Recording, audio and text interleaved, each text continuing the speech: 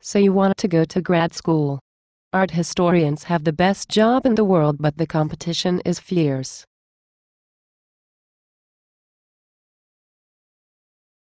Yes, I want to study art history with Michael Fried. Just to let you know, you do not always get in right away, so best to get started on the application process early. Sometimes it takes a few years, a few tries. The application process is time-consuming and tedious. It is a job in itself really, so you need to treat it that way to be successful. And, by the way, his name is pronounced Michael Fried. I want to study with Michael Fried. I am just going to apply to Johns Hopkins University. You need to apply to at least 7 schools. Never forget the story of Betty Rubble, not the brightest student. She applied to 7 schools and ended up getting a full 4-year scholarship at a good school. Better students, who only applied to their top choices, were not accepted anywhere, and had to wait another year. As it turned out, Betty Rubble was much smarter than we thought. Learn from her and apply to your first choice, schools you know that you can get into, and a good range in between. Betty Rubble? Weird. When you have chosen your subject, make a list of 10 scholars in the field, and a list of the programs where they teach, then narrow it down to your top 7. It takes a lot of research and you have to want it. Michael Fried is totally amazing. 2 important parts of your application will be your statement of purpose and your writing sample. Sometimes they call the statement of purpose a personal statement. But that doesn't mean they want to hear your personal story. In fact, they don't care about your personal story at all. They want to know about your major, your GPA, your languages, what subjects you have written on, internships, study abroad, and any awards you have received, and they want to know what kind of art historian you want to be. I want to be a super-duper art historian. And don't imagine you can rip off a statement of purpose in an afternoon. It takes time and needs to go through several drafts. Be clear and confident about what you want to study. Afterward, you might change your mind and want to study something else, and that's okay. It happens all the time. The point is to get in. I want to be the best art historian in the world. I want to be the director of the Louvre. I want to study with Michael Fried, and I want to write a dissertation on absorption in the work of Jedis. Michael Fried has never written on ancient Greek or Roman art yet. Maybe you should consider studying in the art history department at Emory University. They are very strong for ancient Greek and Roman art. Atlanta is the best. If I lived in Atlanta, I would just sit around all day and write poems to the trees. Can I tell you a story?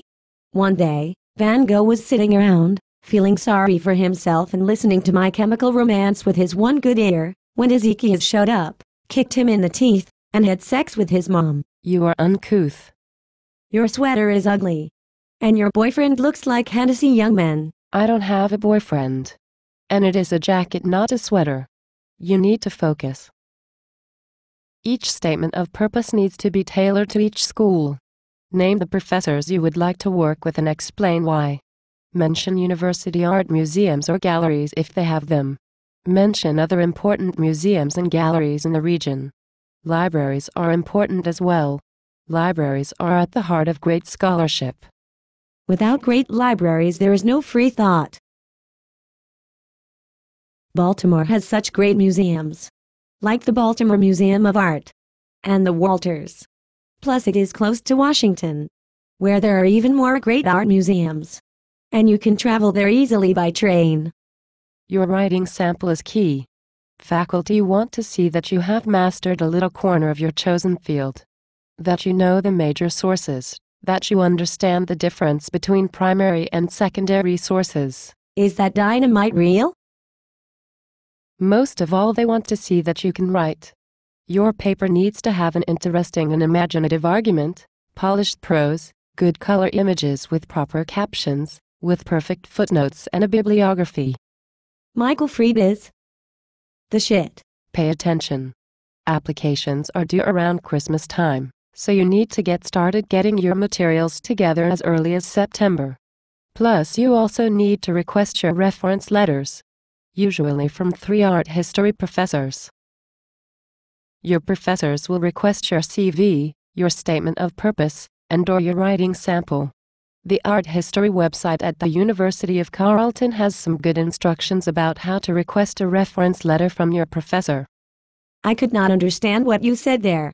You sound like some weird computer. The art history website at the University of Carleton has some good instructions about how to request a reference letter from your professor.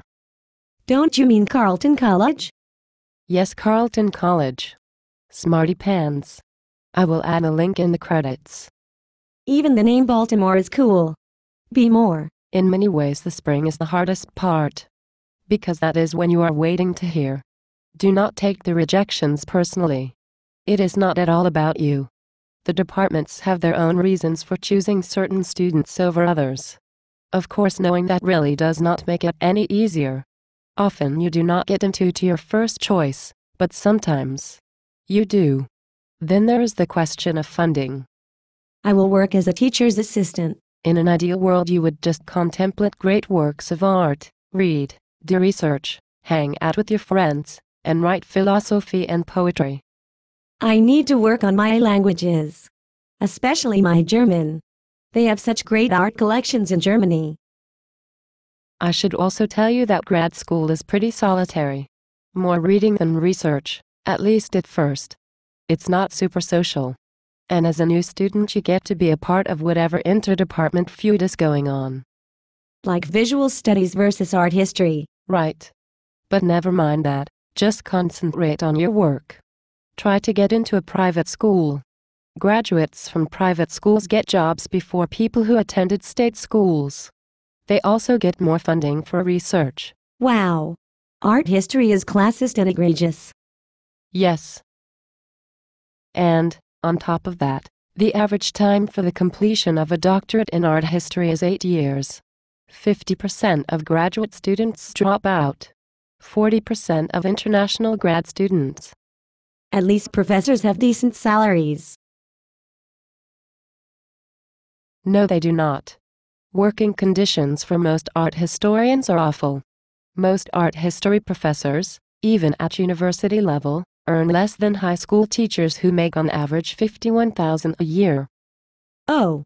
My. God. That has to be fixed. How can we fix that?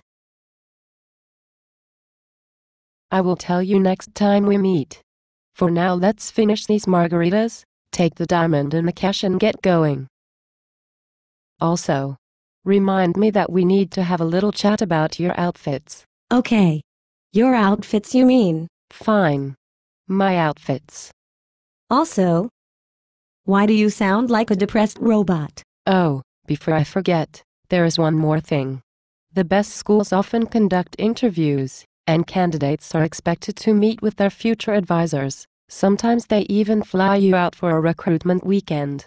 Preparing for the interview is a whole other movie, but the basics include being able to describe your achievements and career goals, and why they are such a good fit with the department. What about master's versus doctoral programs? Like, say I am not sure about doing a PhD, should I just apply to do a master's? That is a tricky question. I would suggest that you only apply to do a master's at what are called terminal master's programs. In other words, schools that only offer a master's and not a PhD. Students who apply to do a master's at the bigger schools are usually not considered for funding. It depends on the school, but often students who apply to do a doctorate are taken much more seriously.